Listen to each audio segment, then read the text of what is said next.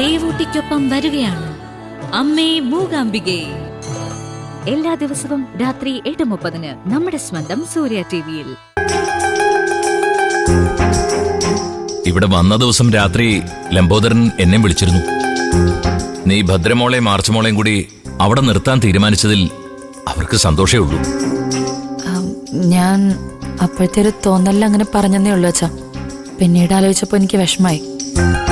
പെൺകുട്ടികളെ ഇഷ്ടമല്ലാത്ത അവരുടെ അച്ഛൻ്റെ കയ്യിൽ ഞാൻ അവരെ വിട്ടുകൊടുക്കുന്നത് ഞാൻ അവരെ ഉപേക്ഷിക്കുന്നതിന് തുല്യമല്ല അച്ഛാ. വിനയനെ കണ്ടിട്ടല്ലല്ലോ മോളെ നീ മക്കളെ വീണ്ടും അവിടെ കൊണ്ടുപോയത്. അവന്റെ അമ്മയ്ക്ക് കാണണമെന്ന് ആഗ്രഹം പറഞ്ഞിട്ടില്ലേ?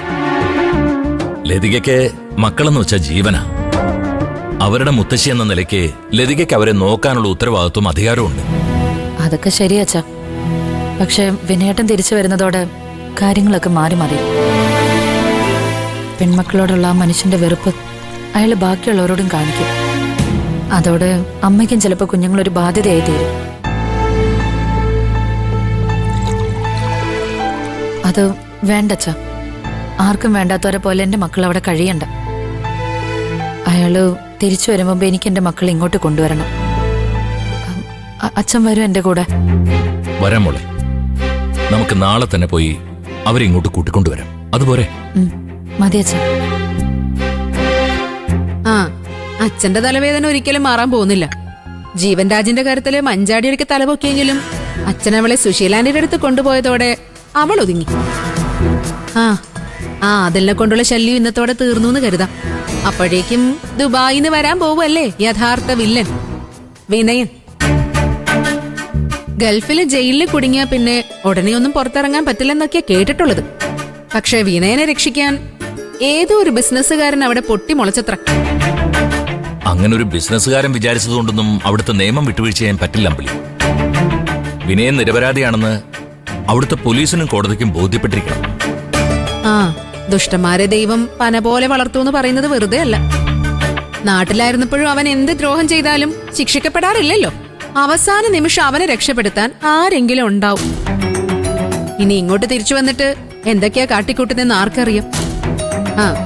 ചീരുവിന്റെ ഡെലിവറി അടുക്കാറായി. അച്ഛന് കഷ്ടപ്പെടാൻ തന്നെയാ യോഗം. അച്ഛൻ മക്കൾക്ക് വേണ്ടി ഇന്നും ഇന്നലെയും കഷ്ടപ്പെടുന്നതല്ലല്ലോ ചേച്ചി. അത് അച്ഛനൊരു ശീലമായി. അച്ഛനെ വിഷമിപ്പിക്കുന്നത് ഇതുപോലെ ചില നേരത്തെ ചേച്ചി പറയുന്ന വാക്കുകളാ. ഇപ്പൊ തെറ്റുകാരി ഞാനായോ? മനസ്സിലായിടി, മനസ്സിലായി. നേരത്തെ ഞാൻ ആദിലിന്റെ കാര്യത്തിൽ അച്ഛനെ കുറ്റപ്പെടുത്തിയില്ലേ? അത് നിനക്ക് ഇഷ്ടപ്പെട്ടില്ല. ഇപ്പൊ ഞാൻ നിന്റെ ഭർത്താവിനെ കുറിച്ച് പറഞ്ഞത് നിന്റെ മനസ്സിൽ തട്ടി അല്ലേ?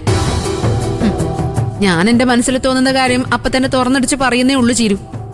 അത് കഴിഞ്ഞാ പിന്നെ എന്റെ മനസ്സിൽ ഒന്നുമില്ല. അത് നിങ്ങൾക്കാർക്കും അറിയില്ലെങ്കിലും നമ്മുടെ അച്ഛനറിയാം. അച്ഛാ, ഞാൻ ആദിലിന്റെ കാര്യത്തിൽ അങ്ങനെ പറഞ്ഞതിലേ അച്ഛന് വിഷമമുണ്ടോ? വിഷമം ഉണ്ടായോ ഇല്ലയോ എന്നുള്ളത് വേറെ കാര്യം. ആദിലിന്റെ കാര്യത്തിൽ എനിക്ക് പറ്റിയ തെറ്റ് നീ ചൂണ്ടിക്കാണിച്ചത് ഞാൻ മനസ്സിലാക്കിയല്ലേ പറ്റൂ. അത് എനിക്ക് ചൂണ്ടിക്കാണിക്കാതിരിക്കാൻ പറ്റില്ല അച്ഛാ. ഞാൻ അക്കാര്യത്തില് എത്രമാത്രം സങ്കടം അനുഭവിച്ചിട്ടുണ്ടെന്ന് അച്ഛനെ അറിയോ?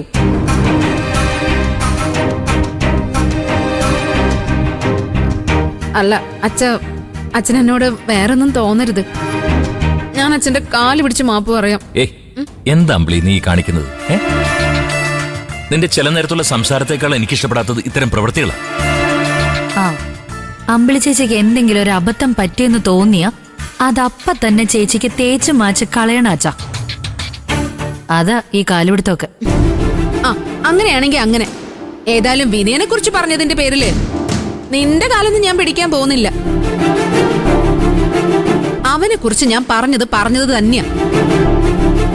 എടി, ഞാൻ അവനെ കുറിച്ച് എന്തെങ്കിലും പറയുമ്പോ നിനക്ക് എന്തിനാ ഇത്ര പ്രതിഷേധം? അല്ല, നീ അവനെ വേണ്ടെന്ന് വെച്ചതല്ലേ? അതല്ല, ഇനി ജനിക്കാൻ പോകുന്ന കുഞ്ഞിന് അച്ഛൻ വേണോന്ന് നിനക്ക് വീണ്ടും തോന്നി തുടങ്ങിയോ? അമ്പിളി, വായടക്കടി.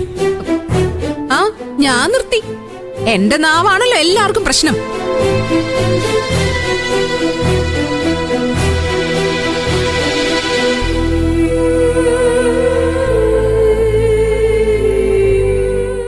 പോട്ടെ മോളെ, നീ വിഷമിക്കണ്ട.